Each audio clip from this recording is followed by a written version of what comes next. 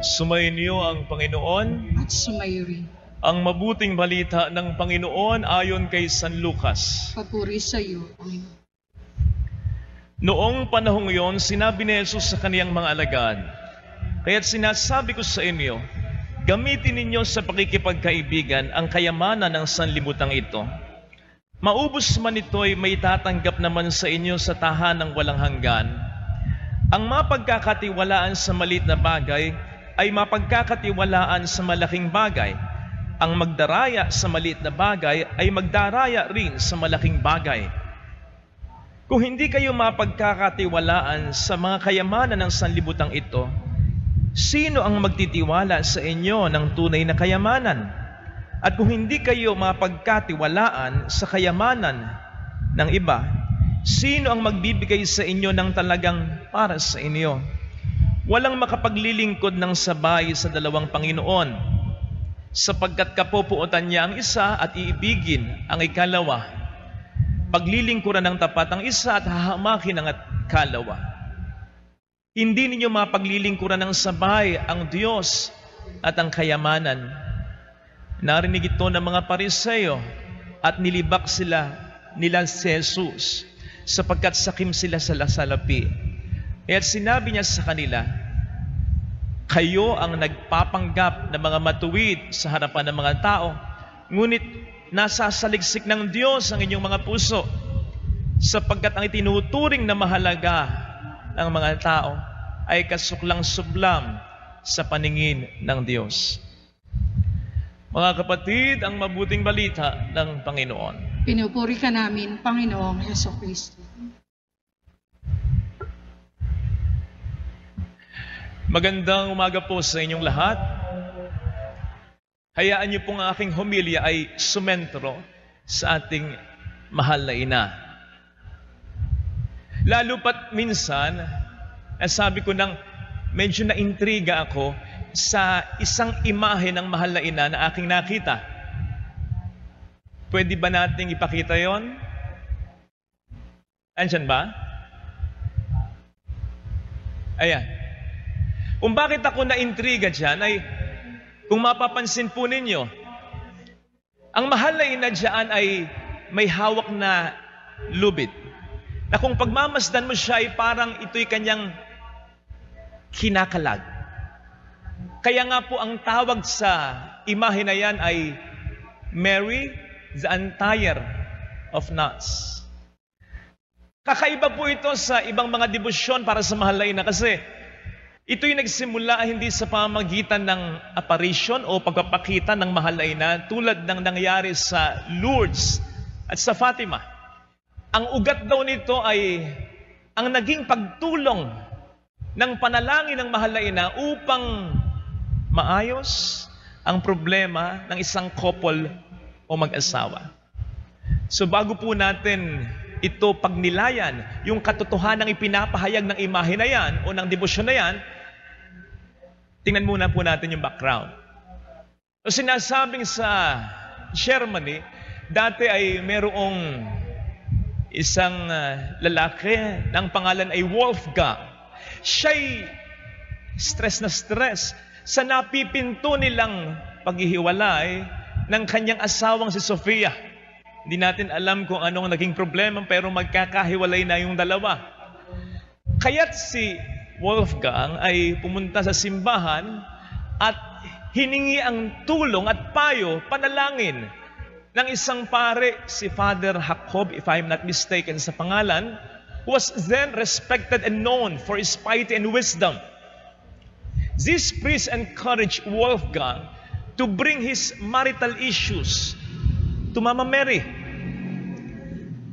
And so sinasabing in a period of 28 days, for sometimes sinamahan ng pare na magdasal si Wolfgang upang maayos ang pag-asama nilang mag-asawa. Siyempre, kaalinsabay ng mga payo sa lalaking ito na maging mas responsable at mas maging mabuti sa asawa niya. Now, sinasabing sa last meeting ng dalawa, sa kanilang pagdarasal ng magkasama, dinala daw ni Wolfgang yung wedding ribbon nila ni Sofia. Ito siguro yung cord na meron tayo ngayon na inilalagay sa balikat ng mag-asawa pag kinakasal sila. Pero during those times daw, yung wedding ribbon or cord ay ikinakabit. Literally, tinatali ang kamay at mga braso na magkatabi ng ikinakasal, signifying their union for life. So yun ang dinala niya. At dahil medyo matagal na silang kasal, ang ribbon ay medyo maitim na at buhol-buhol na. Ang ginawa doon ng pare nang ito ay makita, sa harapan ng Our Lady of Sorrows, ito'y kanyang dinasalan at itinaas as if offering it to our Blessed Mother. Siyempre, offering their marital issues to our Blessed Mother. Habang ito'y dinadasalan sa harapan ng imahe ng mahal na ina, Our Lady of Sorrows, unti-unti naman daw itong kinakalag o inaayos ang pare sa pagkakabuhol-buhol. Now, during that time daw na nawala yung pinakahuling buhol ng ribbon, ang ribbon daw ay naging dazzling white, which they took as a sign na ang kanilang panalangin sa tulong ng mahal na ina para maayos ang pag-asama ng mag-asawa sa awa at habag ng Diyos ay dininig talaga. And true enough, sapagkat hindi na daw nagkahiwalay si Wolfgang at si Sofia. Ang mag-asawang ito, later on ay nagkaroon ng apo na naging pare. Na alam ang istorya ni Wolfgang at ni Sofia ng mga lolo at lola niya. Ang paring ito, later on, ay nagpa-commission sa isang sikat o magaling na pintor upang i-paint ang imaheng ganyan ng mahal na ina. Na huwag kakalimutan ng mahal na ina ay dapat ilarawan na may daladalang lubid at kinakalag ang mga buhol ng lubid na yan. Later on, surviving revolutions and secular oppression or opposition, surviving wars, ang yang debosyon na yan ay nagtuloy-tuloy hanggang ngayon.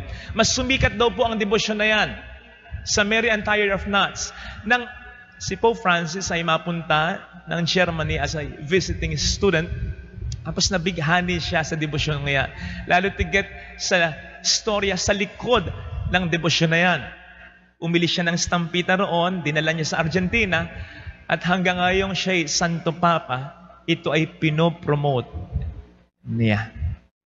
Now, brothers and sisters, bagamat yan ay isang istorya ng dating nagkaproblemang mag-asawa, kung bakit sumulpot daw ang demosyon na yan sa mahal na ina, alam po ba ninyo na po pwede rin po natin itong sabihing theologically sound talaga, na masusuportahan ng mga turo ng ating simbahang Katolika. Kasi yan naman din ang pinapahiwatig sa Biblia, na yung pagkakamali ng unang babae na si Eva, sa tulong at awa ng Diyos ay naituwid ni Maria. Yan din ang sinasabi ng mga fathers of the church, tulad ni San Ireneo sa kanyang librong Against Heresies, kung saan tinakil niya ang role ni Mary as the second Eve. Ang sabi niya doon, the knot of Eve's disobedience was loosened by Mary's obedience. And so what the Virgin Eve had bound fast through her unbelief, the Virgin Mary did set free through her faith. Yung daw pagkakabuhol-buhol na ginawa ng pagkakasala ni Eva ay kinalag sa tulong ng Diyos ni Maria. Hence, kung iisipin po natin, yung mga buhol-buhol sa taling iyan ay nagre-represent sa pinsalang na idudulot ng ating patuloy na pagkakasala. Because as we engage ourselves in a habitual sin, mas humihigpit ang pagkakabuhol-buhol. The knot, when pulled tighter and tighter,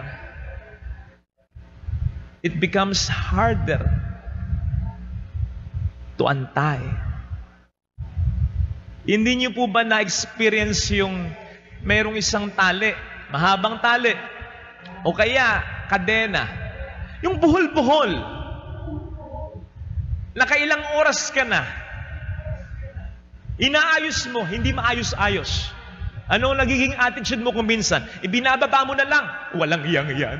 Kayo nga mag-ayos niyan. Nawawalan ka na ng gana. Nawawalan ka na ng pag-asa. Nabubuisit ka na. Hanggang sa hayaan mo na lamang na yun ay buhol-buhol lang talaga.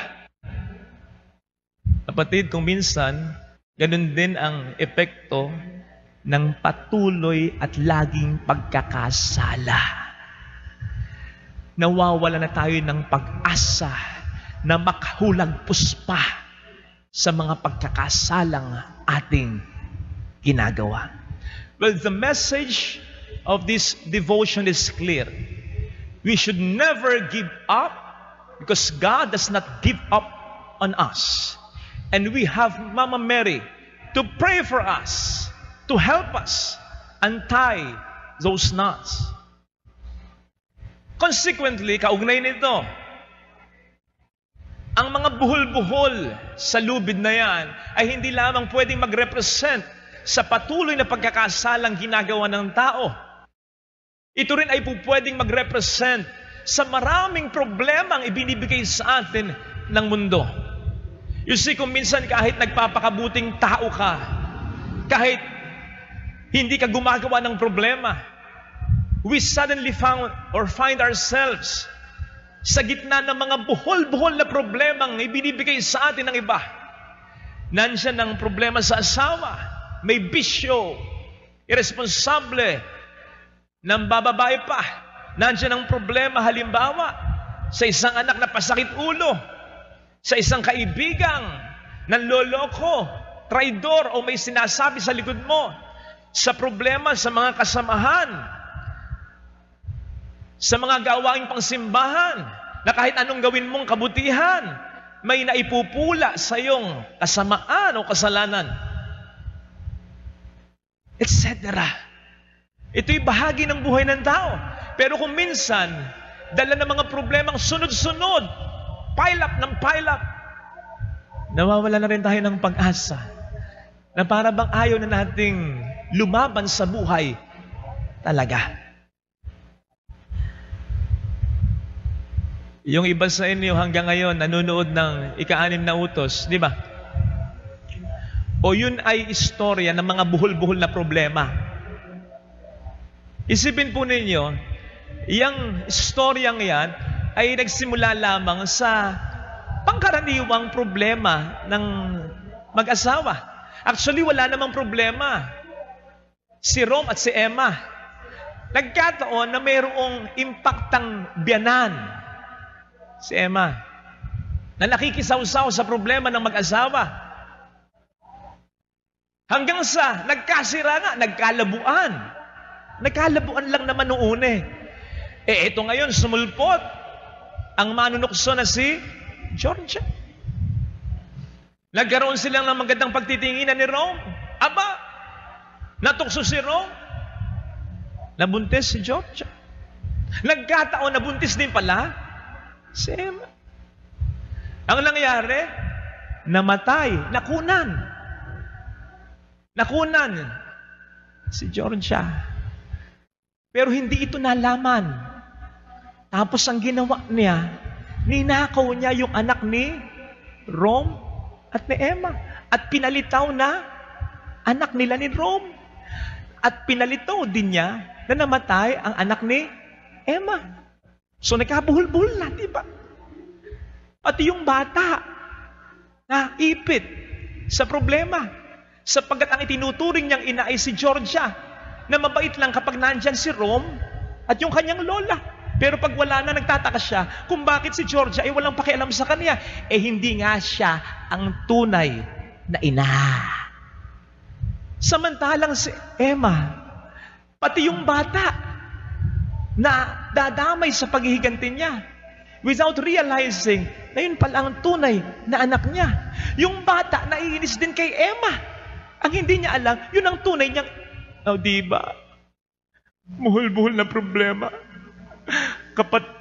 Kaya pati yung iba sa inyo, nabuhol na rin sa istorya. Pangalawang beses na pinapanood pa. Mga kapatid, ang mensahe, anumang problema, ilapit natin sa Diyos sa pamamagitan ng mahal na ina upang ang pagkakabuhol-buhol na ginawa ng mga problemang yan, unti-unti ay maayos, makalaga na. Basta, hindi sapat yung hihingi lamang tayo ng tulong ng panalangin ng mahal na ina. Dapat tinutularan din natin siya. Ano bang dapat nating tularan sa mahal na ina? Tingnan po ninyo, sa kabila ng mga problemang naranasan niya, sa kabila ng mga problemang ibinato ng mundo sa kanya, nanatiling sumusunod ang mahal na ina sa kalooban ng Diyos. Hindi siya pinasama ng mga naranasan niyang problema. Kaya naman ito'y mabilis din niyang nalalampasan sa tulong ng Diyos na sinusunod niya. Kahapon ay napunta ako sa tahian dyan sa palengke kay Kuya Jimmy. Yan. Kasi may pinalagay ako sa damit ko. Anyway, nakita ko doon. Ayun, maliwanag na example. Ang dami yan sinulit. Kasi nga, tailoring shop eh. Pero yung mga sinulit, pansinin mo, hindi magkakatabi, hindi magkakadikit. Bakit? Kasi nga, yung isang bloke lang ng sinulit, problema na yun kapag nagkabuhol-buhol na eh. Didikitan mo pa ng isa, kung yung isa ay bumuhol din dun sa isa. Didikitan mo pa ng pangatlo, kung yung pangatlo dumikit dun sa dalawa, di nagka-leche-leche na. Mas mahirap kalagin ang pagkakabuhol-buhol pag nagkaganon. Ganon din mga kapatid sa buhay ng tao. May mga problemang mararanasan tayo. Normal ito, hindi natin ito kontrolado. Nag-iingat ka, magkakasakit ka. Nagtitipid ka, magkakagasta ka. Ganon ang buhay. Habang tayo nabubuhay, hindi mawawala ang problema. Pero, huwag ka sanang pasamain ng problemang ito.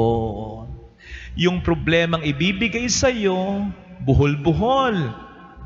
Huwag mong tatambalan ng problema na ang may gawa at may bigay ay ikaw mismo, sapagkat kapag yan ay nag-combine sa problemang bigay sa iyo ng mundo at yung problemang gawa mo mismo, nakaw, ang buhay mo ay magkakaloko-loko. Mas mahirap kalagin ang pagkakabuhol-buhol pag ganon. Mas mahihirapan ang Panginoon na tulungan ka kapag nagkaganon.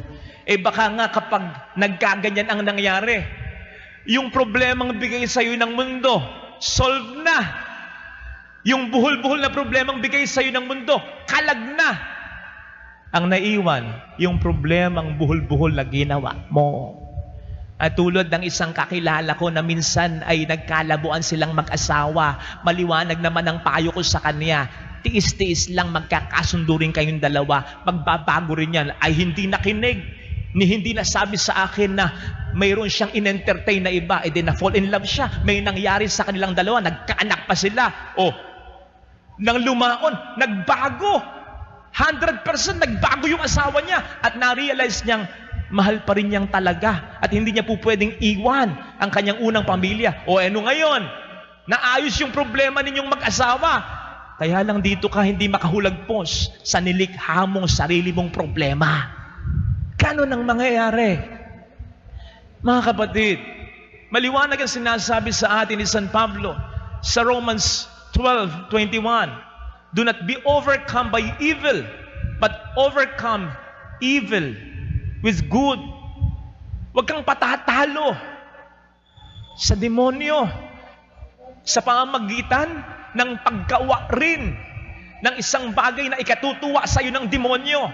Sa halip, kung ano man ang binibigay sa iyong problema ng demonyo, sikapin mong magpakabuting tao sa kabila ng lahat ng ito. Mahihirapan kasi na isipin mo at maramdaman mo na tinutulungan ka ng Diyos kung gagawa ka at magdidesisyon ka ng mga bagay na taliwas sa kagustuhan ng Diyos. Mas mahihirapan ang Diyos na ang lahat ng problema ay mahiayos. Kaya please, sa kabila ng mga problemang naranasan, manatili sa kabutihan upang ang mga problemang yan ay mas madaling pagdaanan at hindi maging mas matagal na tambayan. Amen.